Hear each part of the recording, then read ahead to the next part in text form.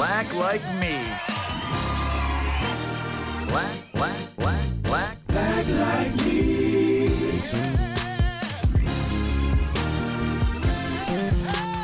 Black like me.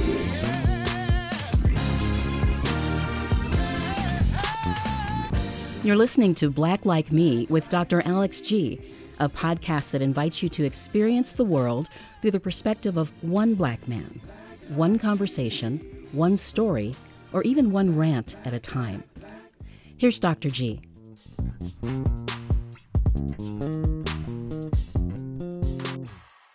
Hey, good people. I want to welcome you back to another exciting episode of Black Like Me with Dr. Alex G.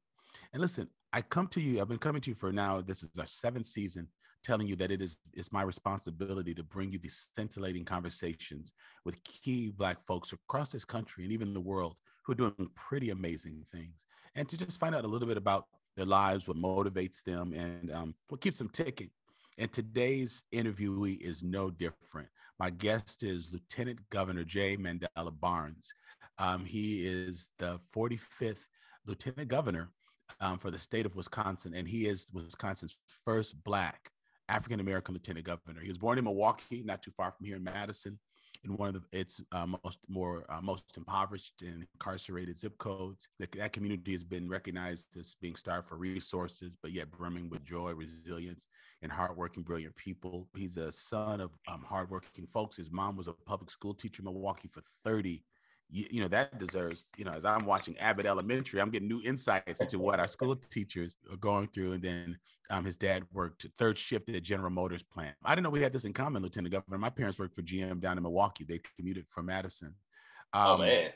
Yeah. And so, as I mentioned earlier, he serves as Wisconsin's 45th Lieutenant Governor, one of the few African-Americans who have served in this role across the country. And he's only the second African-American to serve to a statewide elected position. I think the first was it Miss Vel Phillips? Vel Phillips who was Secretary of State, I believe. Secretary among of State. other things. Among many other things. We had Louis Butler was actually appointed to the Supreme Court. There was his re-election, unfortunately, Justice Gableman, but that's another conversation for another day. We'll do that one on another conversation for another day. While I'm bragging on you, man, you also previously served as a Wisconsin State Representative for the 11th District from 2013 to 2017, a product of Milwaukee Public Schools, attended Alabama A&M, and so many good things. Lieutenant Governor Barnes, thank you for being here this morning, man. How are you doing? I'm blessed. I'm happy to be here. Sun is shining, bright outside. That's good right. vibe, That's right. all of it. That's everything right. we need. That's right. I'm feeling real good. Happy to be here. I'm glad we were able to finally get this worked out. Scheduling has been wild, but thank you for your patience. No problem. It's been worth the wait, man. So I'm looking forward to this. You know what, man? Each time I start an interview, I have these questions that are called Black Icebreakers. I mean, you and I go to enough meetings where we realize that there are icebreakers. And so I have some that are called Black Icebreakers. I usually ask the guests. And I was thinking, can I ask the Lieutenant Governor Black Icebreaker questions? And I thought, I can't treat him special. Not on everything. I'll treat him special, but I got to still ask him. And but they're just fun questions just to let us reflect back a little bit on cultural stuff. But my first one is, man, growing up, was your favorite grits or cream of wheat? Oh, grits. I don't think I ever had cream of wheat in my house. I haven't either, man. I still don't think I've ever had cream of wheat. I've only seen cream of wheat commercials, and I always wondered what it was. Yeah, same here. Like malted meal and cream of wheat. I look at that and just think, is that like for people who don't know how to cook grits? And so, man, who was the cook in your house growing up? Was it your mother that made them, or your father? Or did both your parents cook? It depends. Like both my parents cooked. I would say, honestly, my dad probably cooked a little bit more, unless it was like a bigger meal. Like if it was more circumstance around it, then it was my mom. But obviously, my grandparents were around for a lot too. So, they did a lot of cooking. Now, I still cook grits too. That's another thing. I mean, I do too. I'm the grits. That's what I do on Saturday. So do you put butter and sugar on them or salt? No sugar. I'm a salt. I'm a savory. It's so funny. You attended Alabama A&M. My wife Jackie is from Alabama. She's from Selma. She moved up to Chicago when she was around school age, and she looked at me like I was crazy when she saw me put butter and sugar on my grits. She was like, what's wrong with you? So we fight over my daughter. Lexi's 25 now, but when she was a kid and I made grits, Actually, my mother-in-law lives with us. So when she used to make grits for us, you know, I was like, hey, Lexi, here's a little bit of sugar. Her mom be like, Jackie, like, no, baby, here's some salt. Here's some salt in the grits. So we still fight over that, man. I can't do some grits. You know, man, you know what? So when I grew up, we would not call them breakfast bowls, but man, I put my grits in the bowl, put my scrambled eggs over, and I still do this. Oh, yeah. Mandela. Oh, yeah. You do that too? Yeah. Break my bacon Absolutely. up in it or sausage. And then sometimes I break my toast up and put it in. I don't do the toast. I don't do toast, but I definitely do the bacon and or sausage. I like that, man. Eggs. Now, Yeah. Are you do you have siblings or are you an only child? No, it's just me. I'm an only child. Okay, all right. That's how my I'm daughter an only is child. as well. Oh, you know, Yeah. because if you had sisters growing up, because I know you're from Milwaukee, I was going to ask you, can you jump double Dutch? No, I'm not even if I had sisters, I couldn't jump double Dutch. I don't have that takes some coordination, man. it takes a little bit. It takes a little bit. Man, when you were growing up, did you ever have to memorize Easter speeches for church? If that was a part of your tradition? Did you really? Yeah, definitely. Man, a lot of our politicians got their start. Politicians and singers got their start either giving speeches in churches or talking. Man, now when you grew up, this also depends on the tradition. But if you grew up around older Black people, do you remember black people holding up the index finger when they would get up and walk in church, like if they had to go to the bathroom or move around? Do you remember seeing that growing up in church? Vague, or if not that, something to that effect. You know, man, it's so funny. I mean, that goes way back to when Black people had to ask for permission when they were in a public market or someplace. And it's just funny how those things just get carried on. Again, and you know, you're younger, but it's funny when I got somebody older like Dr. Gloria Ladson building, she'd be like, oh yeah, we had to hold up our finger when we were moving in the Lord's house. So it's man, hey, just while you were coming up, this might not be the case now, but coming up, did any of your friends ask you, particularly those who are non-African American, hey, can I touch your hair? Or maybe not with even asking, just wanted to touch your hair just to see what Black hair was like. I remember, so like it's hard to believe now, but I used to have a head full of hair. I used to have, and I did have a lot of white friends growing up. Yeah. And so I would be obviously the only one with a do-rag. And wait, Lieutenant Governor, you wore do-rag. Yeah, of course. That's right. I know. I did too. Yeah, sometimes I feel like still wearing one for the culture. But I had when I first like really had my waves, like the 360 all around the head. It was just a wild concept to them. And so of course, they wanted to touch it. They were like, does it just stay like that? How does it get like that? Oh my! Did you get your hair cut? I don't thought I got it cut that way. So yeah, they definitely because they're trying to figure that out, man. And I remember like in gym in fourth grade where we had to, I'm older than you, I'm 58, but I remember like back in the early 70s when we started showering, I think in fourth grade in gym, the guys would say, your hair's not wet, because their hair would fall. And I was like, I was 3 Black kids in my whole gym class. And so they would want to, touch my hair to see, your hair's not even getting wet. So that's interesting with the fascination of our hair. Cause I grew up in Madison. So the majority of my friends, cause the majority of the students were white, were just, were touched by that. And I think my last question is, have you ever been called articulate? Oh yeah. Yeah. Yes. Yeah. I love the way you answer that. What's so funny about this, Mandela, is one of my good friends, and I consider her an academic mentor, is Dr. Christy Clark Pujara. And my nonprofit Nehemiah offers this 9-week U.S. Black History course. And one of the things that she stresses is slavery didn't destroy Black people, because destroyed people don't create culture. So our food, the way we talk, the way we have play families or extended families, surrogate families. And so what's interesting to me is that if I'm interviewing someone who's in their 40s from Milwaukee, or someone who's 60 from Florida, or 75 from the West Coast, we answer the same way. We argue on whether it's sugar or salt with cream of wheat, with grits. But it's so interesting that even though we grew up in different parts of the world, of this country, there are still cultural things that hold us together. So the Black Icebreakers is just sort of to break the ice before we start talking. But also the undertone is, for the majority of my listeners who are white, they're thinking, we didn't hold our finger up in church, or we didn't eat grits, or we don't know what it means that food's so good it makes you want to slap your mama. So it's so interesting that we don't know where these things started, but no matter where you lived in the U.S., somehow Black people share these cultural similarities. And I just find that fascinating, that when I have guests on, I can almost guess what their answers are going to be. And I'm amazed at how similar our responses are. So, man, thanks for engaging in those icebreakers. No problem. I was going to add, or putting your food in the greens, or putting your foot in the greens. Yeah, that's right. That's right. They're like, wait, what do you mean put your foot in? What? You know what? I didn't even, yeah, definitely. When you put your foot in something, that means it's really good. So you go to a restaurant and you ask the waitress, will you please tell the cooks back there, man, they put their foot in it. I got to put that in as one of my questions. I've got, what does it mean when food is so good it makes you want to slap your mama? I've asked that. I have that, but I don't have the one about putting your foot in it. So thank you for that. I'm adding that one, Lieutenant Governor. Here to help. Man, hey, listen, bro, I want to just jump into just some of the discussions. This season's theme is rising to the occasion. And the thought about it is there's so much awakening that's happening in the country and the world today with regards to race relations. There's so much that people are just witness on television and YouTube, from George Floyd to Ahmaud Arbery, going back to Michael Brown, here in our community, Tony Robinson, Tamir Rice, Eric Gardner. So there's just so much that people have been watching, and you know better than anyone, in the last 2 years, people, particularly in the state of Wisconsin, but across the country, have just dialed into what's happening to Black people. And so what I found is, as people are getting more of an aha, I'm doing a lot of work with helping CEOs think about their DEI responsibilities, because many of them have delegated that to their vice presidents of DEI, and they've not thought much about it. So I'm helping them to do that. And but there's a sense that there's going to be this great awakening, and people are going to say, aha, this is bad, and we're going to fix it for everyone.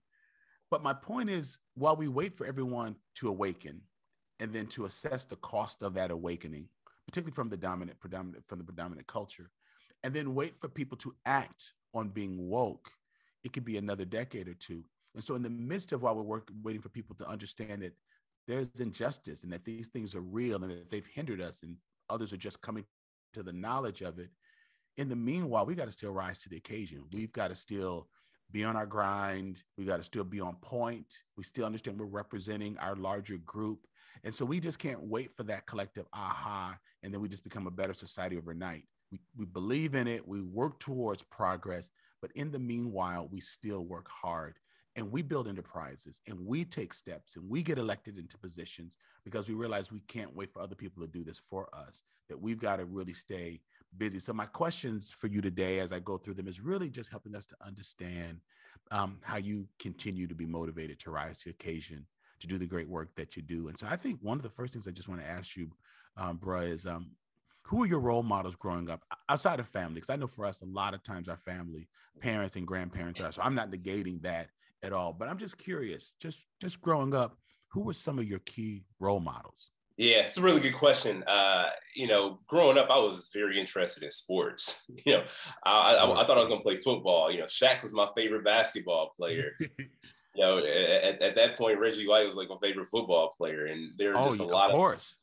So that was my inspiration, right? Like people I saw on TV also, I guess, to a certain degree, but it's not like I was super dialed in or tuned into current events like that, right? Like I knew who my elected officials were, but that's not what looked at to as a role model, right? Like I would see people who I on TV or in sports, like a Will Smith or something. Like that's the people that I aspire. Like, yeah, these people are cool. This is exciting. Right. What they're doing seems fun. I want to have fun. This is how I want to be when I become an adult. And so I think it would be a lot of either sports figures or figures in entertainment, like the ones I just named, like the Shaqs of the world, the Will Smiths of the world. Yes. That's who I looked up to. Man, that's cool. How does it feel knowing that people are looking up to you? I mean, I got to tell you, I met you years ago when you were a representative, and my sister has an organization that's called Defending Black Girlhood, and she does something each April 1st. It's called Black Woman Heal Day. And I remember you came just to show support. You came from Milwaukee, I believe, to do that. So that was my first time meeting you in person, and I was surprised by how young you were, and that you came to be supportive of this particular effort. I mean, who knew that you're going to become the lieutenant governor? I mean, people talk about you being the first Black, but you might also be one of the youngest. But how does it feel knowing that people are watching you when you were elected. We did. We watched and thought, wait a minute, he won the lieutenant governor race. Wait, they won the state governor. We're gonna do this. This is real. This is real. This, particularly after years of what we've been experiencing, this is real. So have you gotten used to the fact that people younger than you and older than you see who you are and what you've done as being, role modeling?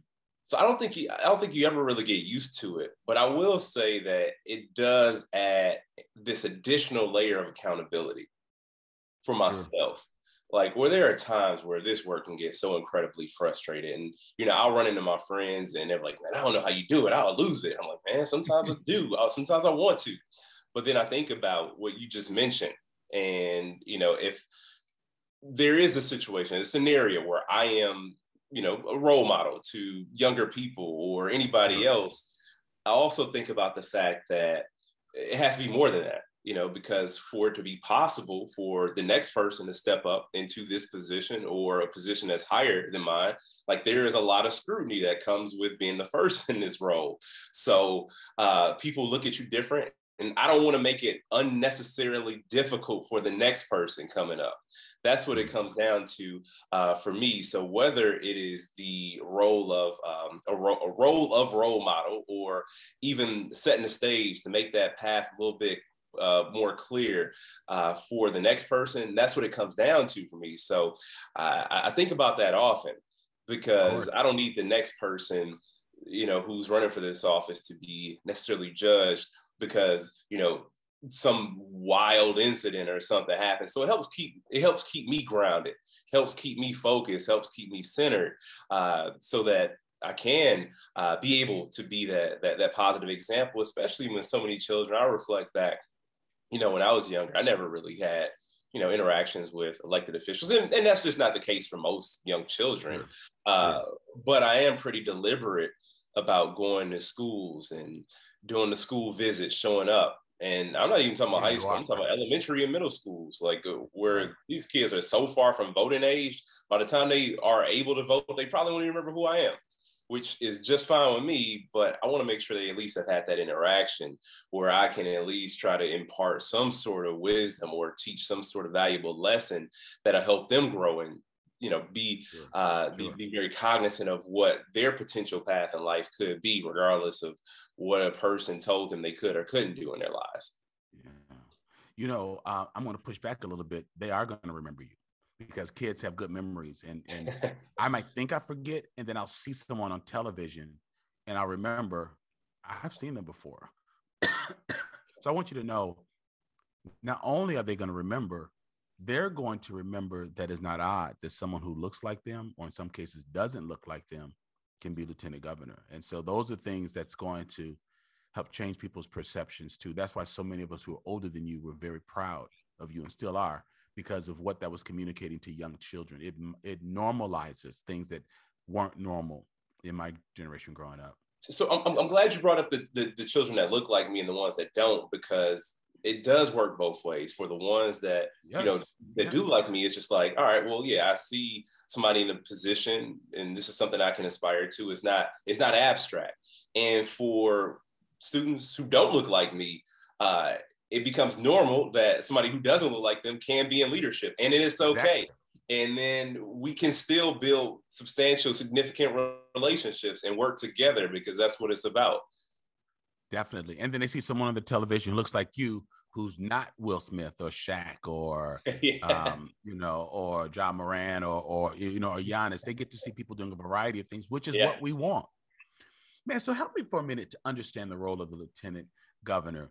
I think in general sense, we think, okay, it's like the vice president on the state, but it's on the state level. And if something ever happens, God forbid, to the commander in chief, to the governor, then the lieutenant governor is automatically the person that's sworn in. And I know that it's more than that, but if people were to say, man, in 30 seconds, would you please just tell the audience, what the lieutenant governor's, major role and responsibilities are? How would you address that? Yeah, I would honestly lead with what you said. The person that, serves as a vice president would serve to a president. In Wisconsin, the roles and duties and responsibilities of the office of lieutenant governor is dictated by the governor's office. You basically serve at the governor's discretion. Now, that can work either way, because there have been administrations where the governor and lieutenant governor did not have a great relationship. I'm proud that Governor Evers and I have a really strong relationship. And it was more so the governor asking, what issues I want to take on. And I've been pretty involved in governing, whether it's budget writing, whether it's responding to the multiple crises that we've had to face, or even leading on significant policy issues like climate change.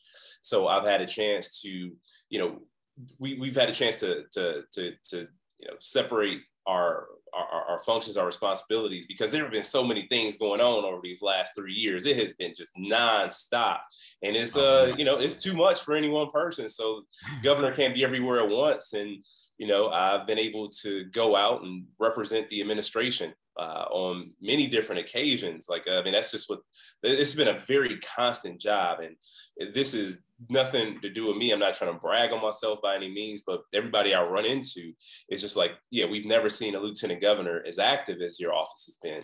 And I was like, well, you know what? I don't know a time where there's ever been this much stuff going on at once. There's no choice but to be active. There's too many things happening, and this administration has a lot to respond to. We have a lot of work to do, a lot of ground to make up. So it requires us both being out in different places at the same time.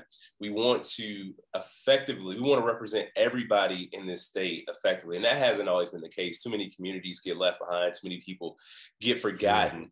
And we were very intentional about closing those gaps, showing up in those communities that haven't always been fairly or adequately represented, taking on those issues that have been ignored. When I took my oath of office, I said, we're going to leave the core principles of equity and sustainability, two important pillars to move this state forward.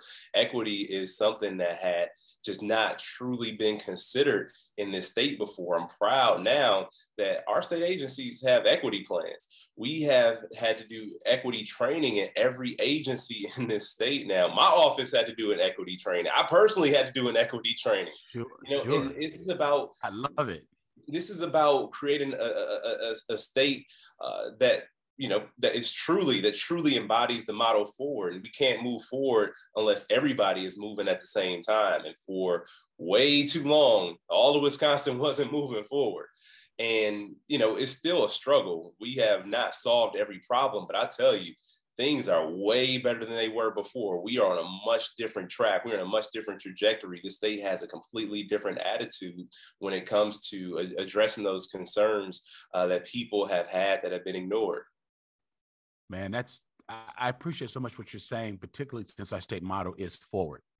And the fact that you are and the governor doing things to move that forward. I know I'm a member of the Governor's Equity and Inclusion Council that both you and the governor appointed me to, and I appreciate that. I appreciate being in that space and having those discussions about how we move all of Wisconsin forward. That's great. How much more difficult is this job than you imagined it was going to be? Oh, a lot. The thing is, I knew it wasn't going to be easy. And I knew there were going to be, things that made it more difficult just because of the profile, right? Like it's when people see something new, if you aren't used to a Black person in this sort of position, you look at it. You look at it differently, and that's true. And you get judged differently. You get judged different than your predecessors, and things that. A lot of times people can hide in plain sight, right? Like if you just fit the mold, you hide in plain sight. I cannot hide in plain sight. So it does feel sometimes as if, things do get hyper scrutinized for, political gain. We do have a history in this country, unfortunately, and there are still some people in this state who think pretty regressively, and they think that way because there's a political benefit to it.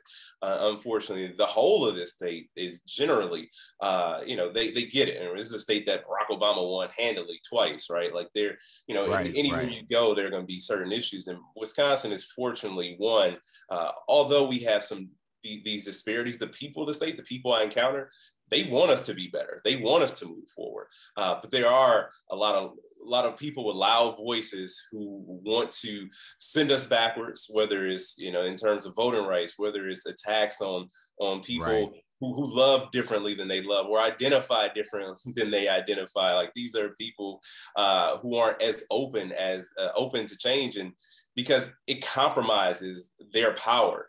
And there are a lot of people who don't want to give up that power. They want to keep it all just all stored up in one place, and they want to keep it very central because they feel as if progress for a certain community or other individuals who've been lacked or who've been denied that access and opportunity, they feel as if, you know, too many people have access to it, then they'll lose their power, which is the most selfish way to think about anything. And it's why people get left behind. And it's why we have these disparities, only going to lead to things getting worse than they have been.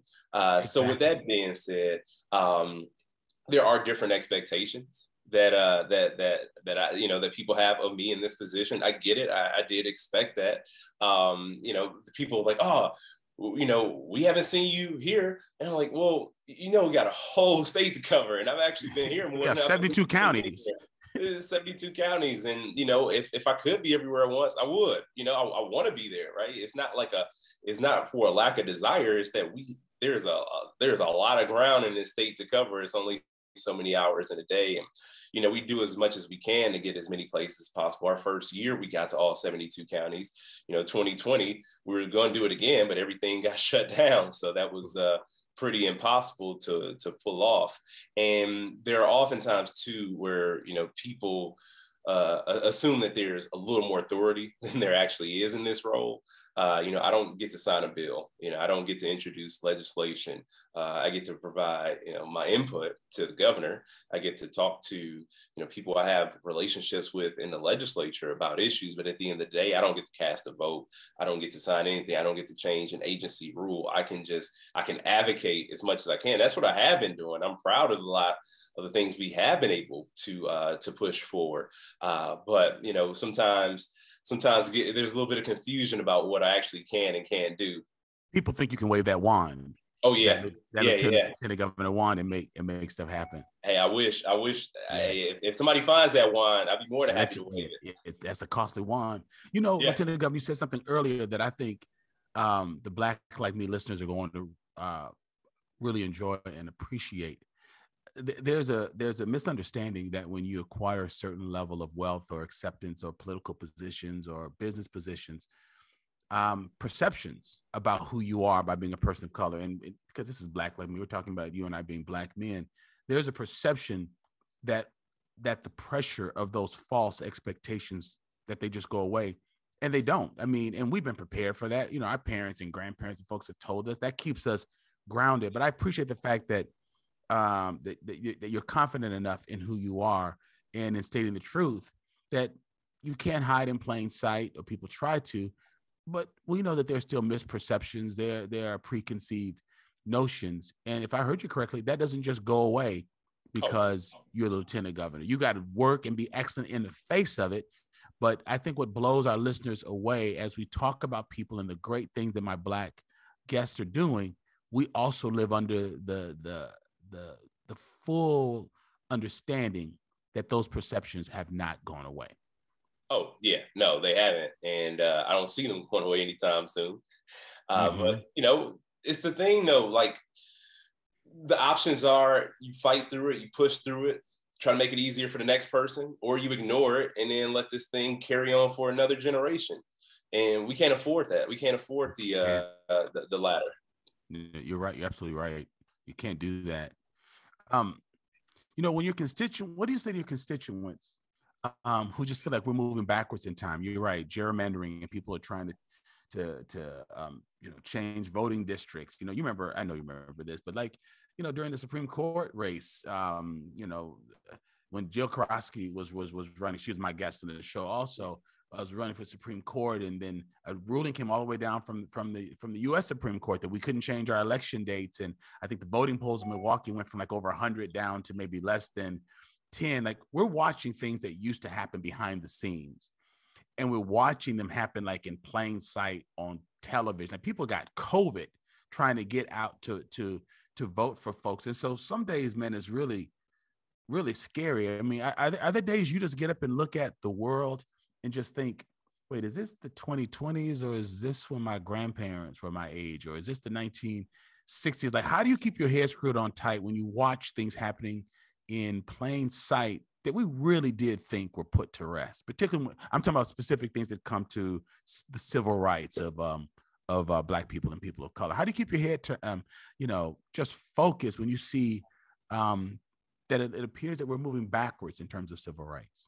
Well, I mean, fortunately, we have history books. We have history itself, and I guess that's what keeps my head screwed on tight, because you realize that none of this stuff is ever put to rest, right? Like, as one reason, like, this picture is very, I love that picture right here. I mean, this I am a man. Sanitation workers strike, where Dr. Martin Luther King eventually lost his life in that fight.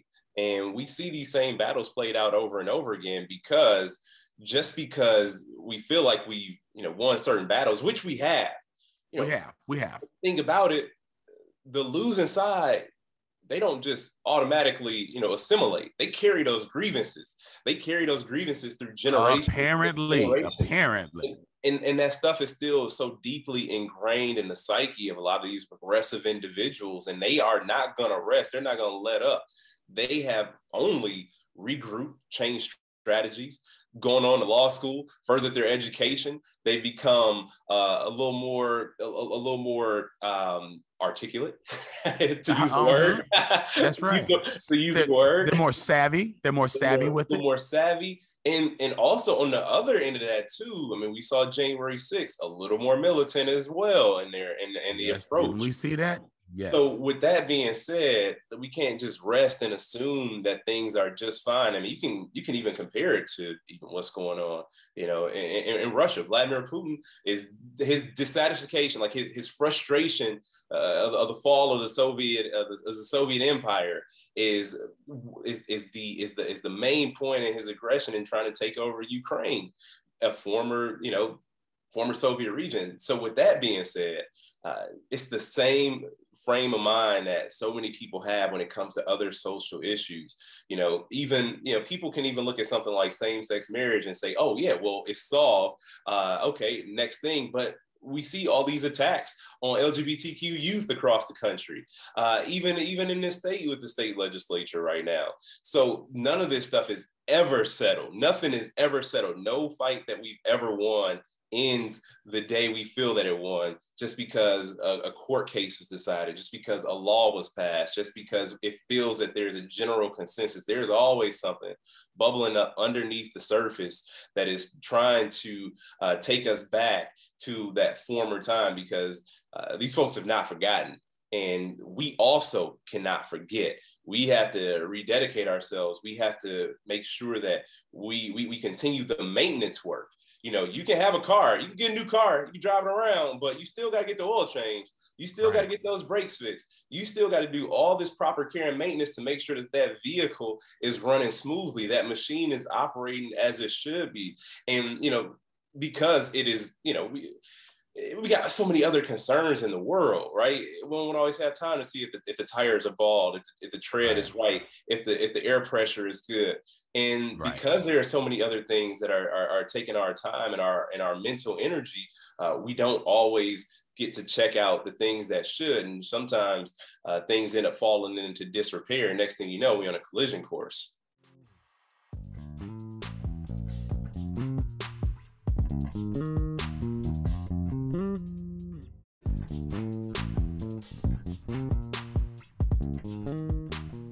Hi, this is Amy from Eugene, Oregon. I listen to Black Like Me because I want to hear different perspectives and push myself out of my comfort zone as a white person. I support the podcast as a Patreon because it's an awesome show and I know it takes a ton of work and effort to make it all happen. Hey, what's up, Black Like Me family? This podcast is changing the conversation about race in America. By going to patreon.com/Black Like Me and signing up at any of the levels offered, you are not only signing up to make a monthly donation, you are also helping to create better content and, more importantly, joining a growing community of people interested in engaging the issue of race with a raw, unprecedented honesty and creating a better society. And as a patron of the podcast, you'll have access to exclusive content like extended interviews, bonus rants, and video chats with Dr. G. You will also have a chance to join the conversation that other patrons are already having with Dr. G about race in America. So to become a patron of the show, go to patreon.com/blacklikeMe or see the link in our show notes. And for as little as $2, you can support these important conversations and the work that Dr. G is doing. Thank you in advance. Man, that's a great analogy. I've heard you give many speeches. You address our Equity and Inclusion Council each month. We meet, but I heard you say some salient things today, man, that's going to stick with me a long time, that just because there's a legislative change or a battle is over doesn't mean that it's done. And I thought about the Civil War. I think the reason why so many of our white colleagues get stuck is they think, why do Black people and people of color keep bringing this up? We had the Civil War. We made a decision. We had the 13th, 14th, 15th Amendments. We had, that we struck down, separate but equal. And your point is correct. We may have legislative, strides that we've made and wars that we've fought, but that doesn't change mentality. And people don't forget. People remember what they've lost. And so as people are listening and they're trying to figure out why does this linger? Because the winning side gets to write history, but the losing side remembers history the way they want to remember it. And they remember through the lens of having lost. And so we have this constant warring. And this is part of what we are experiencing. People have forgotten, they've lost power. You think everybody was okay with the breakup of the Soviet Empire. Like we sort of put the Cold War threat to rest. But we forget that people are sitting at home saying, I miss old USSR. I miss the old Soviet Union. I miss the old South. People forget that folks really miss these things. And so we're never even there to experience it. That's the other part. Right. We're never there to experience it, but somehow they miss it. Somehow they miss it. It's like these glory days. Like I listen to people talking and I'm thinking, could they really believe that? Like could they really think we've made enough strides or we've talked about this enough? Like, can they really believe that talking to people about a history that they are, that we're all recipients of, because we're all, for those of us who are American, we're all American. But can we really think that it is so damaging that we're going to outlaw teaching it in schools, but not outlaw the practices that are the residual effects of that reality? So we're not going to talk about Jim Crow because that's going to make white students feel badly, but we're not going to change the residual effects of it, things that are still impacting workers, and people's safety and all of these things. We're not going to challenge that, but we're going to challenge the history, the context that helps us to understand why it's still going on. And I'm thinking, who can really think this is good or that this is helpful? And I know we'll mess with a lot of things, but when we start really messing with history, it just says to me, this ain't the first time we messed with history. This is not the first time it's been messed with. This is just a more sophisticated process. But what we're seeing happening is an answer to my white students who go through our 9-week course. And Lieutenant Governor, after this cohort that finishes in April, we will have taken 4,000 non-Black people through our 9-week U.S. Black history. We use UW-Madison faculty. But one of the questions, like around lecture 3, is, why didn't I learn this? I was educated well. I'm a history teacher. Why have I never heard of the Harlem Renaissance? And we would try to explain it to them. Fast forward a few years and they're watching, how history is becoming vilified, particularly our teaching of it. It's been called critical race theory. They said, I now understand why we never learned it. Now it's just overt, but before it's a little bit more covert. So anyway, I got up on my soapbox for that, but I'm understanding that not only have we not fixed the impediments that have caused systemic realities, when we start erasing the history, it becomes easier to tell people, well, these folks just don't want to work. They're just not really directed. They're third generational poor. They don't know any better. They don't want any better. Then it makes it easier to punish them and marginalize them. So your message about maintenance also includes voting. Maintenance also includes voting. And one of my great fears when President Biden was elected was that people were going to think we arrived and not think we have to vote anymore. Yep. that's what happened in 2008. You know, Oh my, yes, come on, yes, Bobby Ride. come on, man. If you could have lunch with any leader, dead or alive, and ask anything you wanted to, who'd you have lunch with? Or a couple of, or one of them, not just one, but just someone you would love to. I'm gonna ask you somebody deceased and then somebody alive. All right. Somebody alive is all. It's just gonna be Barack Obama. That's just sure. The reality there. A past leader. Oh man, it would have to be. I'm just trying to think how far I want to go back now. There. Travel as far as you need. I know that's what makes it even tougher. Sure. I would probably want to have a conversation with. I mean, there's a part of me that would love to go down to Haiti and talk to Toussaint L'ouverture just about, the Haitian Tell me about that. I mean, just think about, like, we're talking about just very real resistance to slavery and in a yes. country that ultimately just, obviously a lot of terrible things are taking place that need to be corrected Yes. from a global perspective.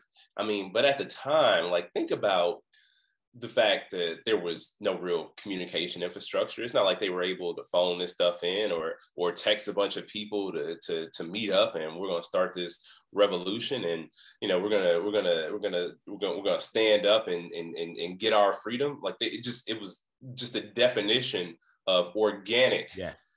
And that was like the beauty of it. So I'll be very, interested to just learn like how that all came about, like just from a first person perspective. Man, that's a great point. I don't think when I asked that question, I don't think anyone said that. And to fight off colonization and to win to avoid being owned by an outside European entity. That was just a bold and incredible thing that they did that probably still impacts Haiti. Out-resourced, outgunned, everything. And just fought for that freedom. And so that's amazing. That's amazing. Say that name again, because I know about the revolution, but I forget the leader's name. What's the leader's name? Yeah, Toussaint L'ouverture. I want to read up about that. I'm going to ask my producers to put a link up just to that revolution. Understand that's rising to the occasion. They didn't wait for NATO to be formed so that they could have this kind of support, or to just tell Napoleon, whoever, no, you're not going to do this here. You're not going to. The uprising of Black people to believe enough in their culture and their own strength to fight for themselves, I think is man so important. Hey, Lieutenant Governor, I can't help but to think your middle name comes after Nelson Mandela. But I'm also strong. I also strongly believe that names shape us. I mean, my name is Alexander, and it means defender and leader of mankind. I did not feel like a leader growing up, so I didn't think I'd be leading things in community that I'm doing or in our congregation.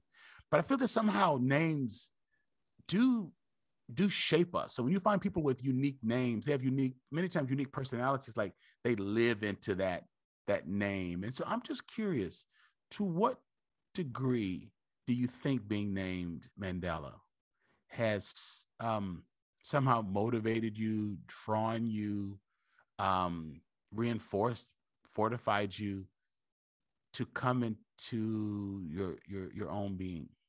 Yeah, and I'll say too, it's funny that you mentioned Jay Mandela in the intro. Like I've only ever been Mandela my entire life. Like I've never been called by anything else. Like that's I look at old baby videos. Like nobody's ever called me anything but Mandela. Sure.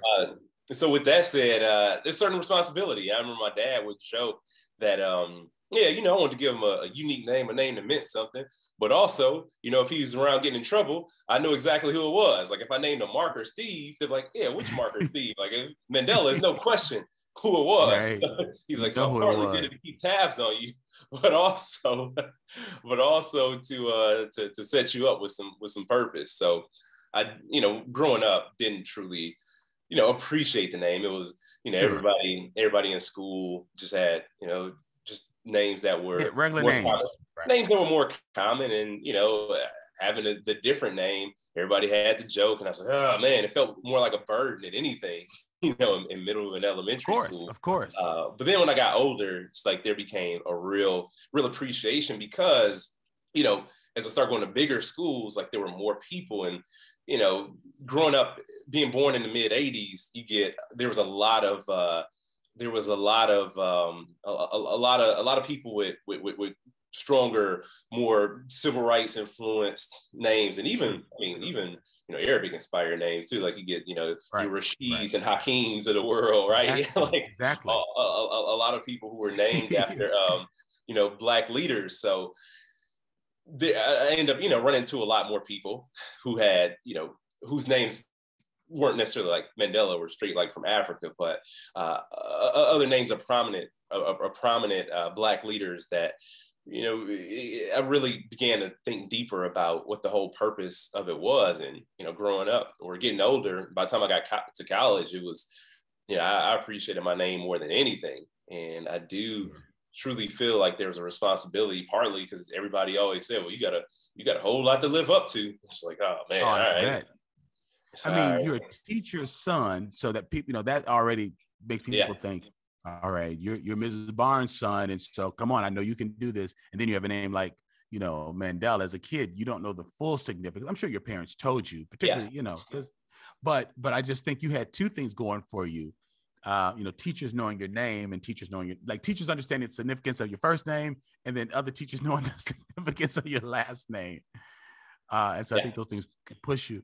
Listen, man, I know you have to get back to running the state, helping to run the state, but just two last questions. Yep. You're the lieutenant governor for the entire state, but what do you want Black Wisconsinites, proud Wisconsinites, to know about Wisconsin as opportunities? Like right now, it's being considered ground zero for Black people. We go from mass incarceration to Black mortality infant rate, to the race to equity report on the disparities in Dane County, where the state capital is and where I live here in Madison.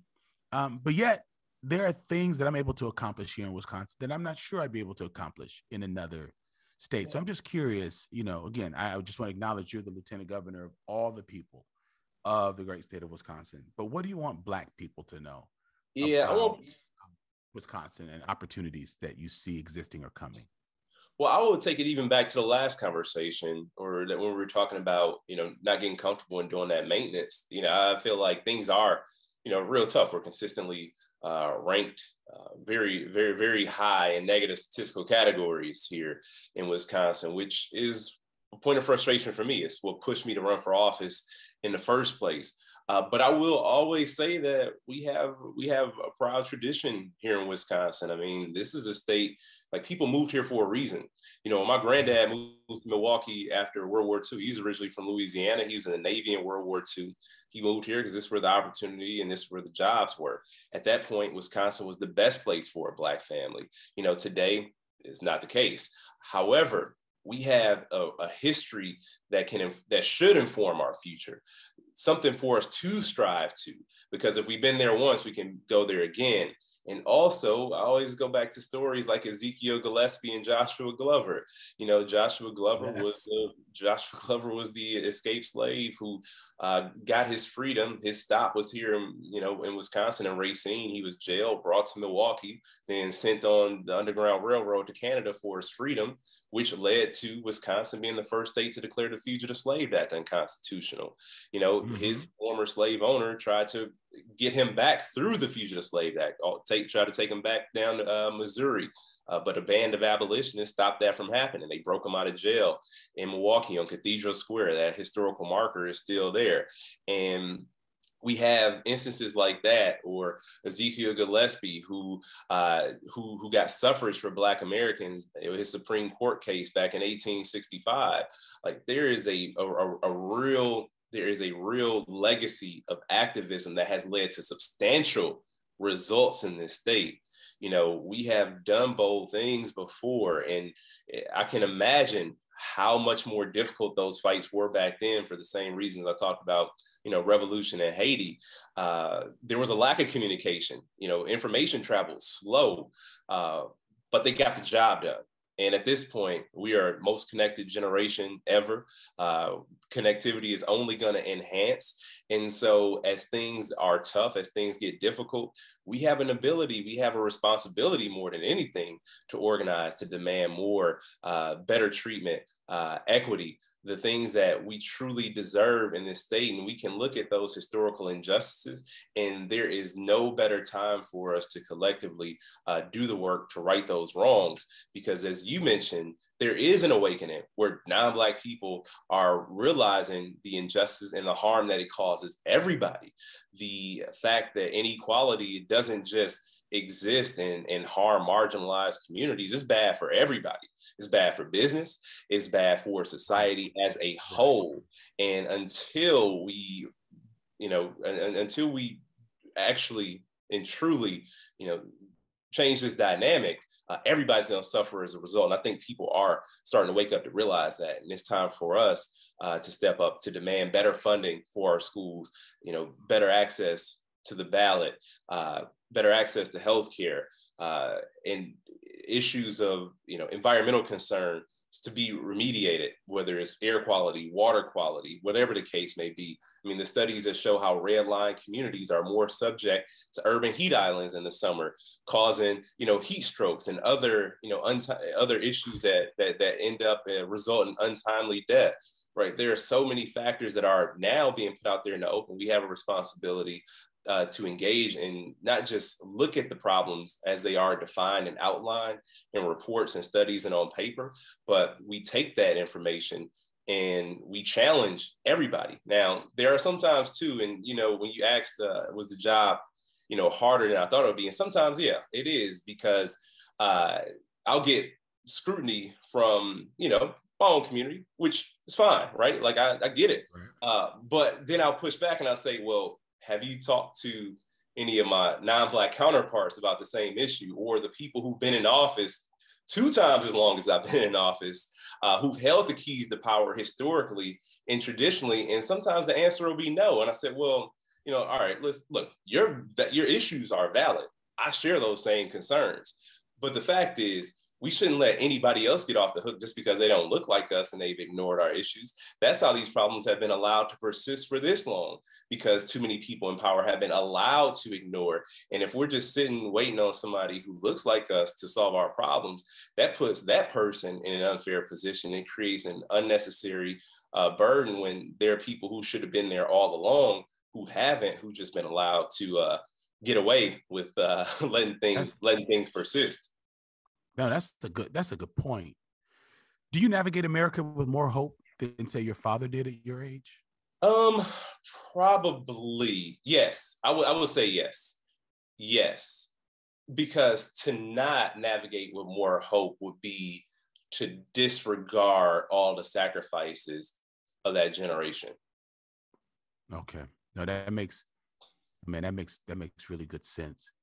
One of the initiatives that you and the governor are supporting, I mean, these are things that came up from our Council for Equity and Inclusion, has to do with the celebration of the cultural contributions of the various constituents of the state of Wisconsin. And I'm so proud and grateful that Governor Tony Evers awarded our Center for Black Excellence in Culture $5 million. And so, man, I yelled on the phone when Jamie Kuhn called to tell me. And everyone else was just like taking those big checks. I said, when the governor calls my name, I'm going to hug him. And so when I went up, I got a picture that I got to share with you. I hugged the governor because I've never gotten, one of those, huge mock-up checks with that many zeros in it. And so deeply, deeply honored that the Black and Latino communities were invested in our community, that the governor's office didn't just choose one group. And that's what I said in my remarks. I was so pleased that we weren't pitted against each other, but really motivated to work together and work towards this great Renaissance, Black and Brown Renaissance in South Madison. That's very, very exciting. But just briefly, in your own words, when we have the proliferation of culture in Wisconsin, what's the benefit of that to the state? Because I know what the benefit is to my community. Having this space for Black people is so important, but just because it's supported by the governor's office, it must mean that there's a benefit to the state to celebrate the Latinx community, Native American cultural contributions and Black cultural contributions. But in your perspective, just briefly, what does it mean to the state of Wisconsin that the governor's office, your office, is interested in the celebration of these various powerful and historic people groups? Yeah, two things on that. One is, so many people don't get to learn their own history or don't get to learn the impact of their own culture. So there's that. On the other side, I feel enriched when I learn about other people's cultures. I spend as much time as I can with other people's cultures because it's important for me to learn.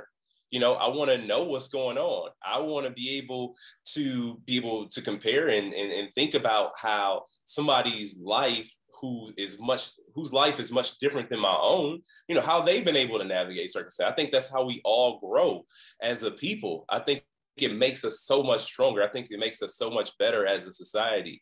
And in order for us to truly be able to move forward, there has to be that appreciation. A lack of will only lead to our demise. Definitely. Listen, Lieutenant Governor, you've been so generous with your time. I know you got other things to do. I didn't know that you were such a history buff. So I just want to put you on the spot right here, just while I got you recorded. We bring hundreds of people together to have like these lectures and insights. I want to invite you to be a guest lecturer sometime about something that you're passionate about. It could be Haiti or just some of those things. But I love that the passion of where you even talk about Wisconsin's history. And just as a constituent, as someone who voted for you, I would love to see more places and opportunities for you to share that rich Wisconsin history, because we don't get to hear that from a lieutenant governor, and you're in your zone, and I see the passion and hear it and feel it when you're doing it. So I just want you to know that's very meaningful because it's relevant in your work. But at some point, I would love to talk to your staff about having you just be one of our guest lecturers, with some of our professors, because it would be an honor to have our lieutenant governor talk to us about the Black influence in Wisconsin. And that's a large focus of our area. So listen, I appreciate your time. My special guest has been State of Wisconsin Lieutenant Governor Mandela Barnes. Proudly serving our state, working to make it great for everyone so that we become a better nation for everyone. Man, thank you and your team for helping this to work. And I'm looking forward to getting this podcast out, man. Have a great day and have a good weekend. Black like me. Black like me.